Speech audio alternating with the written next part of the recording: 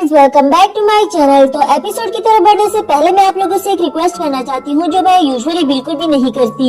आप में से बहुत सारे लोगों ने मेरे चैनल को अभी तक सब्सक्राइब नहीं किया। अगर आपको मेरी वीडियोस पसंद है तो मुझे लाइक और सब्सक्राइब करना ना भूलें, क्योंकि आप लोगों की सपोर्ट से ही मुझे मोटिवेशन मिलती है। नेक्स्ट एपिसोड भी फौरन से ही ले आऊंगी। अब बढ़ते हैं हमारे इस सीरीज के 11th एपिसोड की तरफ। एपिसोड के स्टार्ट में हमें दिखाया जाता है नंजिंग जुआन को उठाते हुए घर लाती है, साथ ही साथ उसको डांट रही थी कि कल से तुम्हारी तबीयत ठीक नहीं थी तो तुमने मुझे बताया क्यों नहीं। जिस पर जुआन बोला, तुम वैसे भी इतना बिजी रहती हो, मैं तुम्हें अपनी हेल्थ के बारे में बताकर डिस्टर्ब नहीं करना चाहता था। एंड नंजिंग बोली कि काम से ज्यादा इम्पोर्टेंट तुम्हारी हेल्थ है, आइंदा इस तरह की कोई बात मुझसे मत छुपाना। उसका टेम्परेचर चेक करने लगी, जिस पर जुआन ने अपनी पावर का यूज करके काफी हाई फीवर दिखाया। खैर हॉस्पिटल तो नंजिंग उसे ले जा नहीं सकती क्योंकि उसकी कोई आइडेंटिटी नहीं, पर घर में ही उसका ख्याल रखने लगी। सूप ला कर देती है और ये कहते हुए जाने लगी कि मेरे ऑफिस का बहुत सारा काम रहता है, तुम ये फिनिश करने के बाद टाइम से सो जाना। इधर जुआन उसे कैसे जाने देगी, बीमार होने का नाटक उसे अपने पास रखने के लिए ही तो कर रहा है। सूप गिराते हुए अपना हाथ जला दिया, कहने लगा मुझे बिल्कुल भी अच्छा फील नहीं हो रहा, अचानक से चक्कर आने लगे हैं, पता नहीं ये सब कुछ कैसे हो गया। फिर नंजिंग उसके लिए और सूप डालती है और इस बार अपने हाथों से ही पिलाने लगी।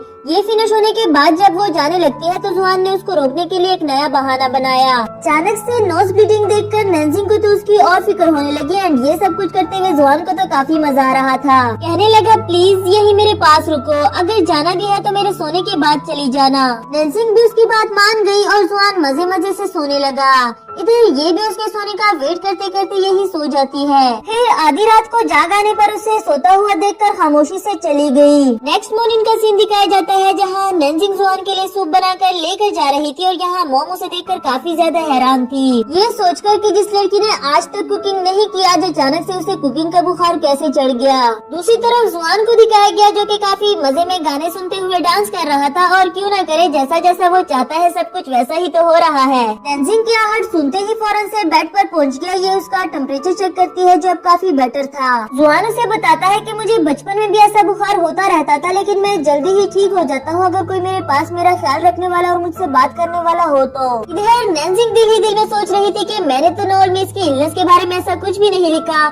खैर कहने लगी ये भी कोई मुश्किल बात नहीं है, तुम यही रुको, मैं 1 मिनट में वापस आती हूँ। जुआन तो काफी खुश हो गया कि आज नंजिंग उसके पास रुकने वाली है, लेकिन वो तो इसका ख्याल रखने के लिए अपनी मोम को ले आई जिनकी ऑफिस से आज छुट्टी थी। नंजिंग उसे मोम के हवाले करते हुए ऑफिस चली गई और जुआन भी एक बार मोम के हाथों चढ़ गया है, अब तो उसे ठीक होना ही पड़ेगा। बेचारा क्या कुछ करने की प्लानिंग कर रहा था, लेकिन अपना नाटक ही उस पर भारी पड़ गया। इसके बाद ऑफिस का सीन दिखाया जाता है जहाँ नंजिंग के पहुँचते ही बॉस जुकिन उसकी सीट पर बैठकर उसका वेट कर रहा था।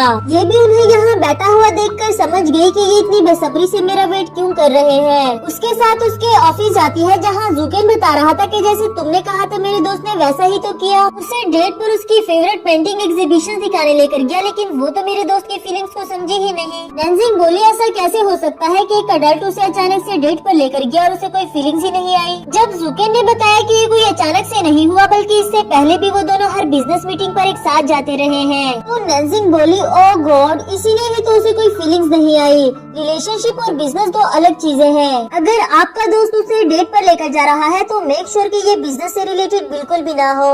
जुकिन भी उसका ये पॉइंट समझ गया। इसके बाद नंजिंग जुआन को मैसेज करके उसके फीवर के बारे में पूछ रही थी, जबकि बेचारा जुआन तो इधर आंटी के साथ काफी मुश्किल में पड़ गया। नंजिंग ने मॉम को भी कॉल लगाई, लेकिन वो भी कॉल रिसीव नहीं करती, जिसकी वजह से ये जुआन की हेल्थ को लेकर काफी ज्यादा परेशान हो गई। जुआन को दिखाया गया जो आंटी से बच बचा कर हवा लेने के लिए वॉशरूम आ गया, जबकि आंटी को तो लग रहा था कि इसे अंदर गए हुए काफी टाइम हो गया, जरूर कुछ न कुछ गड़बड़ है। फौरन से जाते हुए उसे कॉन्स्टिपेशन की मेडिसिन पकड़ा दी, ये कहते हुए कि ये तुम्हारे लिए यूजफुल रहेगी। दूसरी तरफ नंजिंग काफी ज्यादा परेशान हो रही थी कि कोई भी मेरे फोन कॉल का जवाब नहीं दे रहा, आखिर वहाँ हो क्या रहा है। फिर जैसी ही मीटिंग खत्म हुई वो उड़ते उड़ते हुए वहाँ से जाने लगी, जिस पर उसे देखकर तो उसके कुलीग्स भी हैरान हो गए। घर आती है जहाँ मोम को देखते हुए कहने लगी आप यहाँ क्या कर रही है, आपको तो जियोंग के पास होना चाहिए था। जिस पर मोम ने बताया कि उसने तो काफी जल्दी रिकवर कर लिया, अब वो बिल्कुल ठीक है, मैं उसके लिए सूप बना रही हूँ। आफ्टर दैट नंजिंग जुआन के लिए सूप लाती है, उससे कहने लगी देखा मेरी मोम कितनी अच्छी केयर टेकर है, तुम इतनी जल्दी ठीक हो गए, चलो अच्छा हुआ तुम जल्दी ठीक हो गए, मुझे तुम्हारी टेंशन नहीं होगी और मैं आराम से अपना काम कर सकती हूँ।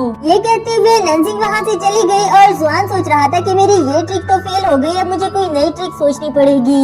यहाँ सी शिफ्ट होता है और नंजिंग कंपटीशन के लिए कुछ अच्छा सा लिखना चाह रही थी, मगर उसे समझ नहीं आ रही कि क्या लिखा जाए। ऊपर से अचानक से लाइट भी चली गई। फिर वो अपनी मॉम के साथ मीटर देखने के लिए जाती है, जहाँ जुआन ने सडनली आकर उसको डरा दिया। कहने लगा मेरे घर तो लाइट है, इस टाइम इलेक्ट्रिशियन का मिलना भी काफी मुश्किल है, तो क्यों ना आज रात आप दोनों मेरे घर रुक जाएं। वैसे भी ये आप लोगों का ही तो है। नैन्जिंग तो नहीं जाना चाह रही थी, मगर जब मॉम मान गई तो उसे भी मानना पड़ा।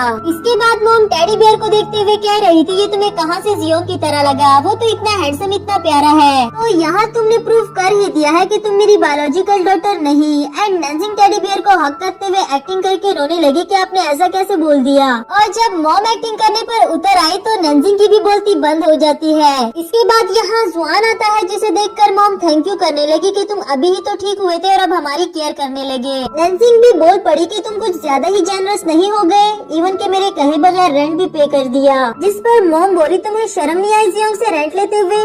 बेटा अगर आइंदा इसने तुमसे रेंट लिया तो मुझे बताना, मैं इसे सीधा कर दूंगी। नेक्स्ट सीन में ये तीनों फाइट द लैंडलॉर्ड गेम खेलते हैं, जिसका एक रूल था कि जो भी हारेगा उसके फोरहेड पर एक स्ट्रिप लगाई जाएगी। बेचारा जुआन तो इतनी बार हार गया था कि उसके फोरहेड पर सारे स्ट्रिप्स ही स्ट्रिप्स थे। नैन्जिंग उसे इस तरह देखकर काफी ज्यादा खुश होती है और शायद यही वजह थी कि जुआन जीतना भी नहीं चाह रहा। नेक्स्ट सीन में जुआन को काफी खुश दिखाया गया। यही सोच कर के अब नैन्जिंग यही रहने वाली है, मैं जब चाहे उसे देख सकूंगा, मेरे दिल की तो मुराद ही पूरी हो गई। नेक्स्ट मॉर्निंग अपने हाथों से उनके लिए ब्रेकफास्ट भी बनाता है। वैसे जुआन ये सब कुछ करके नैन्जिंग को अपनी फीलिंग्स बताना चाह रहा था, मगर वो तो हमेशा स्टूपिड ही रहेगी। से थैंक यू के बगैर कहने लगी मैंने इलेक्ट्रिशियन को कॉल कर दी है, हम जल्दी ही वापस अपने घर चले जाएंगे। पर जुआन ऐसा होने देने वाला कहाँ था, इसे इतना बड़ा मसला बना दिया कि इलेक्ट्रिशियन को भी कुछ समझ नहीं आती। अब तो उन्हें ना चाहते हुए भी जुआन के घर रुकना पड़ेगा, क्योंकि जुआन जो ऐसा चाहता है। इसके बाद नैन्जिंग अपनी मॉम के साथ मूवी देखने के लिए जाने वाली थी, जो कि जुआन ने उन्हें पहले ही टिकट दिलाकर दिखा दी थी। यहाँ तक कि और उसके बॉयफ्रेंड को भी टिकट्स दिला दिए थे, ताकि वो अब की बार नैन्जिंग के साथ अकेले जाकर मूवी एंजॉय कर सके। आफ्टर दैट मूवी थिएटर का सीन दिखाया जाता है, जहाँ जुआन ने पॉपकॉर्न के साथ दोनों के लिए सिंगल ड्रिंक ले ली थी, इन्वायरमेंट को और रोमांटिक बनाने के लिए। नैन्जिंग को ये कहकर कि ये 2 लोगों के लिए डिस्काउंट पर मिला है। अब वो दूसरा तो लेकर नहीं आती, लेकिन एक स्ट्रॉ जरूर चेंज करवा दिया। फिर मूवी देखते हुए नैन्जिंग का सारा फोकस मूवी पर ही था, जबकि जुआन ऐसा थोड़ी ना चाहता है, उसे तो इसकी अटेंशन चाहिए थी। बेचारा सिर्फ बोर ही होता रहा, कभी नैन्जिंग को मूवी के लिए हंसते हुए देखकर तो कभी रोते हुए। मूवी खत्म होने के बाद जुआन पोस्टर को देखकर सोच रहा था कि ये लड़का मुझसे ज्यादा हैंडसम तो नहीं, जो नैन्जिंग ने मुझ पर ध्यान ही नहीं दिया। वहीं नैन्जिंग उसको आकर डरा देती है और जुआन कहने लगा कि मुझे ये मूवी बिल्कुल भी अच्छी नहीं लगी, इसलिए मैं दूसरी मूवी देखना चाहता हूँ। अब की बार वो ढूंढते हुए कोई ऐसी मूवी देखना चाहता है जिसमें नैन्जिंग को बिल्कुल भी इंटरेस्ट ना हो और उसका सारा फोकस जुआन पर रहे। फाइनली उसने एक कार्टून मूवी सेलेक्ट की और फिर बच्चों के साथ बैठकर उसे देखने लगे। नैन्जिंग तो इतना ज्यादा बोर हो गई कि वहीं बैठे बैठे सो जाती है और जुआन का प्लान इस बार भी फेल हो गया। लेकिन इसने सोते हुए उसके शोल्डर पर सर रख दिया, जो कि शायद जुआन को उसके बातें करने से कहीं ज्यादा अच्छा लगा। मूवी पर फोकस की बजाय जुआन सारा टाइम उसे देखता रहा और यहाँ तक कि मूवी भी खत्म हो गई। सब लोग वहाँ से चले गए, लेकिन जुआन ने अभी भी उसको नहीं जगाया। काफी टाइम बाद जब थिएटर बंद होने वाला था तो नैन्जिंग को जाग आई और उठते हुए उसे कहने लगी तुमने मुझे जगाया क्यों नहीं? जिस पर जुआन बोला कि तुम मजे की नींद सो रही थी, इसलिए मैं तुम्हें उठाकर डिस्ट्रैक्ट नहीं करना चाहता था। यहाँ जुआन को लगा कि शायद वो नैन्जिंग के करीब रहकर अपने लिए मुश्किलें बढ़ा रहा है, लेकिन क्या करे, उसको सुकून भी तो ऐसे ही आता है। वापस आते हुए नैन्जिंग उसको सो जाने की वजह से सॉरी करती है, ये कहते हुए कि मैं कुछ दिनों से अच्छे से सो नहीं पाई थी क्योंकि मैं एक इम्पोर्टेंट काम में बिजी हूँ।